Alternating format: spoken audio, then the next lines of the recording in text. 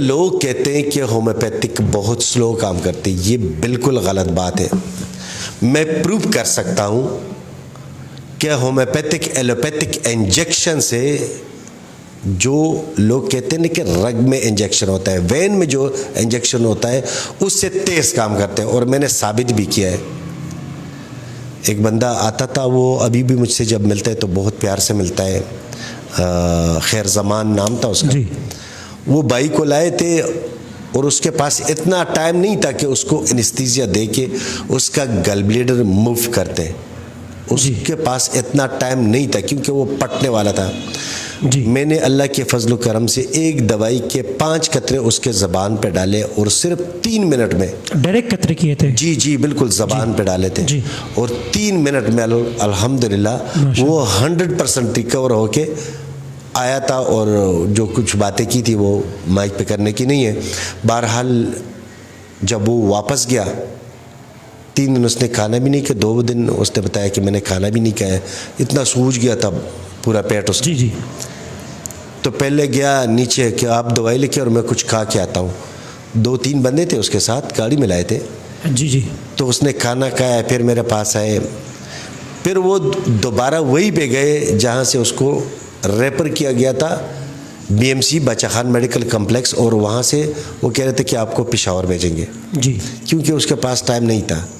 और वो इसलिए नहीं कर रहे थे मेरे इल्म के मुताबिक और मेरे जहन के मुताबिक कि वो खोलते वक्त अगर उसका गल ब्लैडर फट जाता तो इनसे इंसान का डेथ हो जाता है, तो अच्छा वो इस वजह से रिस्क नहीं ले रहे थे, क्योंकि हर एक इंसानियत की बजाय अपने कारोबार को ज़्यादा तरजीह देते हैं कि मेरा कारोबार या मेरा हॉस्पिटल या मेरा सेंटर ये बदनाम ना हो जाए। बहरहाल ये तो उसका अपना सोच था, शायद उसने कुछ बेहतरी के लिए किया हो, ये मेरा सोच है जी।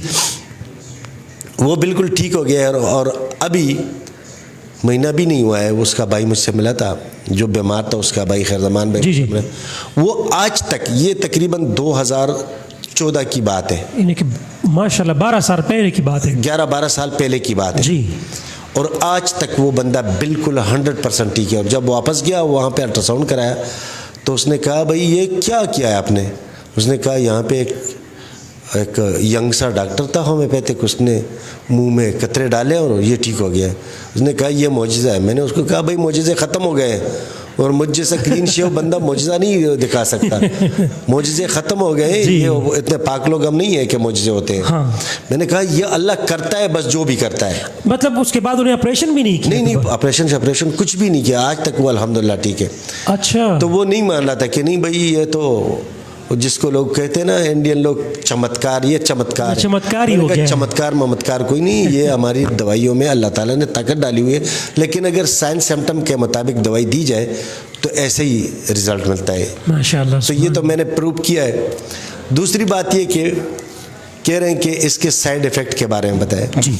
होम्योपैथिक का साइड इफ़ेक्ट नहीं है, लेकिन इसमें एक शर्त है कि अगर आपको सही डॉक्टर सही मेडिसिन दे दे और आप उसको सही तरीके से इस्तेमाल करें तब नहीं है जी। ये नहीं हो सकता कि आपको मैं कहूँ कि भाई ये एक शीशी ले ले और आप 5 कतरे डाल दें और आप 50 कतरे डाल देंगे, उससे नुकसान नहीं होगा, ये गलत बात है। क्योंकि इसमें बहुत सारे पॉइजन है, मतलब जिसको लोग जहर कहते हैं, इसमें बहुत सारी चीज़ें जहर है। इसमें कोबरा शाम का जहर भी है और दूसरी साइड पे इसमें गोल्ड भी है, सोना भी है, और तीसरी साइड से इसमें जड़ी बूटियाँ भी है, बहुत सारी चीज़ें इसमें। तो ये नहीं है कि इसका कोई साइड इफेक्ट नहीं है। मैं अगर कोई कहता है कि नहीं भाई नहीं है, मैं अभी से बता देता हूँ, आर्सेनिकम ब्रोम कोई 50 कतरे पी ले, अस्पताल तक नहीं पहुँचेगा। आपने बताया था कि ये जहर है, जहर है, बिल्कुल बिल्कुल। ये नहीं है कि इस तरह साइड इफ़ेक्ट नहीं है। हाँ, अगर कोई डॉक्टर आपको मेडिसिन दे दे और डॉक्टर काबिल हो, इस तरह ना हो कि जिस तरह मैंने कहा कि 5 कतरे के बजाय आपको 50 कतरे लिख दे, या मेडिसिन बनाने वाले जो होते हैं स्टाफ वो गलती कर जाए, तो उससे नुकसान हो जाता है। लेकिन अगर आपको सही मेडिसिन आपके मर्ज़ के मुताबिक, बेशक आपके मर्ज़ के मुताबिक ना भी हो, लेकिन मेडिसिन का मिकदार आपको इतना यूज़ बता दे कि वो नुकसानदेह ना हो, तो ये इसका मतलब ये है कि होम्योपैथिक साइड इफ़ेक्ट नहीं रखता कि अगर आप ठीक ना हुए तो आपको कम से कम ये बाकी चीज़ों का जो मसाइल पैदा हो जाते हैं। मिसाल के तौर पर एलोपैथिक में, मैं किसी मेडिसिन का नाम नहीं लेना चाहता, लेकिन एक मेडिसिन है जो 6 गोलियां उसमें होती है, ब्लू कलर में होती है, और दांतों के मरीज को अक्सर दे देते हैं, दांतों की बीमारी के लिए। आप वो खाए, दांत ठीक हो या ना हो, आपका मैदा खराब हो जाएगा। तो ये वाला सिस्टम नहीं है। अगर आप ठीक हो जाते हैं तो अल्हम्दुलिल्लाह ठीक हो जाते हैं, अगर नहीं होते तो आपको कम से कम दवाई के खाने से आपको दूसरा मसला नहीं होगा। लेकिन किसी को पता नहीं है कि ये क्यों होता है इस तरह, अक्सर डॉक्टर्स को पता नहीं है। इसका मसला ये कि होम्योपैथिक के सारे तजुर्बात जो है ये एक सेहतमंद इंसान पे किए जाते हैं जब एक मेडिसिन बनाया जाता है जी, तो उसका एक सही इंसान पे तजुर्बा किया जाता है, फिर उसके बाद बीमार इंसान पे तजुर्बा किया जाता है। पहले तंदुरुस्त इंसान को बीमार किया जाता है और फिर उसको उसी मेडिसिन से ट्रीटमेंट करके ठीक कर दिया जाता है। तो करता तो सब खुदा है, लेकिन इंसान अपने अक्ल के मुताबिक। जी बिल्कुल। इसमें ये कि एलोपैथिक जो है वो ह्यूमंस पे ट्राई नहीं होते, वो एनिमल्स पे ट्राई करते हैं, बंदर पे करते हैं, मेंढक। हम जब पढ़ते हैं सारे लड़के लड़कियां, उसको पता है कि जब 9-10 में ये साइंस पढ़ते हैं, आजकल शायद 8 में हो, 8 में भी हो, लेकिन वो कहते थे ये बरसात के मौसम में एक बड़ा सा मेंढक ले आओ। बिल्कुल। तो हम दौड़ दौड़ के वो वहाँ पे जाते थे और पकड़ के लाते थे। मैं तो खुद डर भी रहा था उससे, ये इतना बड़ा मेंढक होता था। तो कुछ लड़के उसको ऐसे ही पकड़ लेते थे, वो पकड़ के ले आते थे, उस बेचारे के पैरों में हम कील टोंकते थे और उसको मजबूती से पकड़ते थे और टेबल पे लेटाते थे, और वो उस्ताद मुख्तरम आते थे और उसका ऑपरेशन करते थे। इसका दिल इस तरह है, इस तरह है, इस तरह है। बहरहाल जो भी तजुर्बात होते हैं, ये कोरोना जब आया तो कुछ अफवाहें भी हो सकती है, लेकिन सोशल मीडिया की बात है कि स्टार्ट में जब ये वैक्सीन बने तो 1-2 मरीजों को जब दिए गए तो उसका डेथ हो गया, उसकी डेथ हो गई थी। ये बात बिल्कुल मीडिया पे चली थी, बिल्कुल मीडिया पे चली थी, लेकिन सोशल मीडिया पे मैंने देखा था, ये बाकी मीडिया पे नहीं जी, न्यूज़ वगैरह ऑथेंटिक जो है उस पर नहीं सुना था जी। तो ये होता है कि फिर उसमें कोई तब्दीली करके वो कारामद हो गए और लोग कहते हैं कि उससे लोग ठीक हो गए थे। होम्योपैथिक में ये कि ये तंदुरुस्त इंसान पे किए जाते हैं, तो इसका बाद में बदलना नहीं होता है। और इसकी मेन काज जो है वो ये कि एनिमल्स पे जो मेडिसिन यूज़ होते हैं और ये होम्योपैथिक के ह्यूमन्स पे जो यूज़ होते हैं, इसमें फ़र्क ये है कि वो एनिमल के डीएनए का मसला होता है और ये ह्यूमन के डीएनए का मसला होता है। ह्यूमन में डीएनए अलग होता है और एनिमल्स में अलग होता है, तो वो बाद में उसको चेंज करके ह्यूमन पे ले आते हैं, और ये ऑलरेडी ह्यूमन पे ट्राई होते हैं, तो उसके डीएनए की वजह से इसका साइड इफ़ेक्ट नहीं होता है जी। इसका सारा मसला ये है। दूसरी बात ये कि ये तेज क्यों काम करते हैं वो भी आपको बता देता हूँ। एलोपैथिक मेडिसिन जब आप लोग खाते हैं, ओरली जो लेते हैं, जो इंजेक्ट होते हैं, तो वो तो उसी वक्त मसल्स के ज़रिए या वैन के ज़रिए खून में शामिल हो जाता है और अपना असर शुरू कर देता है। और अक्सर तौर पर हमने देखा है कि आमतौर पर कि जब वेन में इंजेक्शन कर देते तो आपको कहते हैं कि 10-15 मिनट में इंशाअल्लाह ताला मरीज़ को आराम आ जाएगा। बिल्कुल ऐसे ही है। और होम्योपैथिक में अगर आप डायरेक्ट ज़बान पे डालेंगे तो मैं गारंटी से कहता हूँ कि 3 मिनट के अंदर अंदर आपको आराम आएगा इंशाअल्लाह ताला। इंशाअल्लाह। इसकी वजह ये कि वो स्टमक में जाके वहाँ पे मिसाल के तौर पर एक गोली है, एक कैप्सूल है या कुछ भी है, दवाई है, तो वहाँ पे जाके वहाँ पे पट जाता है और रिसेप्टर वहाँ से इस मेडिसिन को उठा के अपने मुतासिरा जगह पे पहुँचा देता है। रिसेप्टर का मतलब ये है कि जैसे एम्बुलेंस होता है, किसी जगह पे एक्सीडेंट हो जाते हैं तो वो उसको उठा देते हैं और जो नज़दीक हॉस्पिटल होता है उस पर पहुँचा देते हैं, जो मतलब मरीज़ के मुताबिक हो। जी। तो ये रिसेप्टर भी इसी तरह है कि उसको उठा के जो नज़दीक वही मरज़ हो उसको पहुंचा देते हैं और अल्लाह ताला उसकी मदद से वो मरज़ ख़त्म कर देते हैं। लेकिन होम्योपैथिक जैसे ज़बान को लग जाता है तो ये थ्रू नर्वस सिस्टम काम करता है, ये थ्रू स्टमक काम नहीं करता है। स्टमक में पहुंचते उस पर काफ़ी सारा टाइम लगेगा और वहाँ से रिसेप्टर नहीं, ये नर्वस सिस्टम पे काम करता है। तो जैसे ही आप ज़बान पे डालेंगे तो वहाँ से शुरू करता है अपना काम। अच्छा, ये भी हो सकता है, पिछले दिनों मैंने इस तरह एक किया था, एक मरीज़ के कमर में दर्द था और वो इतना दर्द था कि वो यहाँ पे बैठ भी नहीं सकता था, रोज़ा था, हम उसको खिला नहीं सकते थे।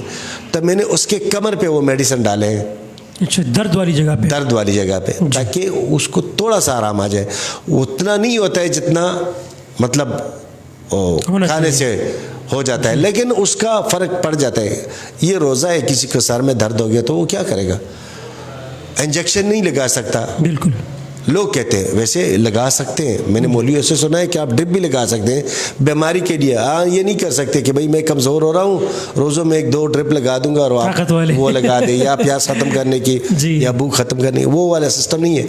लेकिन मजबूरी के तहत आप इंजेक्शन भी लगा सकते हैं, ड्रिप भी लगा सकते हैं, ये मैंने सुना है मौलवी साहिबान से। लेकिन बहरहाल लोग नहीं कहते ना, हर एक चीज़ के लिए इंजेक्शन लोग लगाते हैं, तो आप मेडिसिन नहीं कह सकते। उसके लिए आप लोग क्या करेंगे? उसके लिए ये है कि होम्योपैथिक मेडिसिन जो आपके मर्ज़ के मुताबिक हो, वो आप लेट के पेशानी पे डाल दें जी, जो फोरहेड है उस पर डाल दे और हल्का सा उंगली से मसल ले, वो उसी तरीके से अंदर चला जाएगा और आपके सर का दर्द इंशाअल्लाह ताला ख़त्म होगा। तो ये इसलिए तेज़ काम करता है कि ये नर्वस सिस्टम पे होता है और उससे एलोपैथिक से जो है वो आपको मैदे के थ्रू वहाँ जाके रिसेप्टर उसको पहुँचाएगा, तो उससे ये तेज़ काम करता है।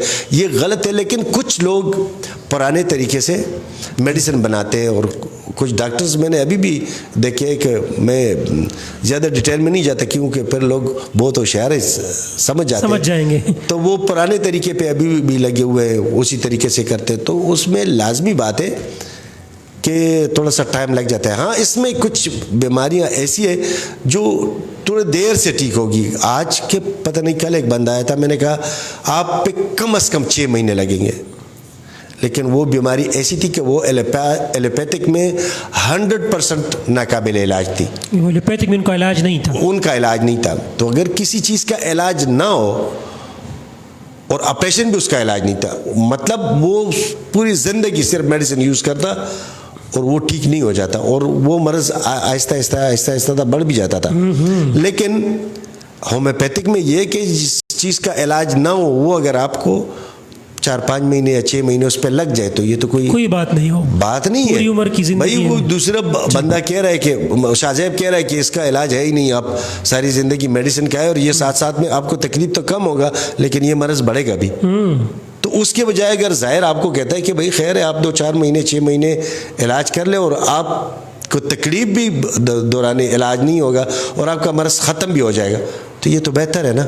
ये तो इस तरह नहीं है। लेकिन कुछ लोग होम्योपैथिक के पीछे लगे हुए हैं और वो कहते हैं कि भाई होम्योपैथिक बदनाम हो जाए। कुछ लोगों को लॉन्च भी किया गया है, कि भाई आपकी जिम्मेदारी ये है कि टिकटॉक बनाओ और फेसबुक पे जाओ और यूट्यूब पे जाओ, इंस्टाग्राम पे जाओ, पता नहीं कुछ और भी साइट्स हैं, उस पे जाओ, वीडियोस डाउनलोड करो, कभी इसके पीछे बातें करो, कभी इसके पीछे बातें करो, ताकि ये होम्योपैथिक बदनाम हो जाए। और कुछ लोग कर रहे हैं, फिजिकली वो कर रहे हैं, लेकिन ये तो लोग जानते हैं और अल्लाह भी सबसे बेहतर जानता है कि कौन क्या करता है क्या नहीं करता है। अल्लाह ताला हम सब की हिदायत फरमाए। लेकिन ऐसे बंदों से बचना चाहिए ना, इसकी वीडियोस को कोई मतलब वैल्यू देनी चाहिए। सारी मस्जिद में अगर सारे नमाजी सही है, 1-2 बंदे आ जाते हैं, ये तरावी के दौर में आजकल जो मौसम चल रहा है, कुछ बच्चे ऐसे होते हैं कि वो पीछे शरारत करते हैं, तो इसका मतलब तो ये नहीं कि मस्जिद में जितने भी लोग आए ये शरीर है, नहीं, 1-2 बच्चा इस तरह मस्जिद में होते। कुछ मस्जिदों में ऐसे होते हैं कि वो शरारत करते हैं, शोर शराबा करते हैं, तो इसका मतलब ये नहीं होता कि सारे नमाजी गलत हैं। तो उन लोगों के बयानात पे या वीडियोस पे भी ध्यान नहीं जाना चाहिए कि भाई मतलब वो गलत है तो सारे होम्योपैथ्स गलत है, नहीं, इस तरह नहीं है। तो रमज़ान साहब, मेरे ख्याल में आपको मैंने पूरी तरह से समझाया होगा।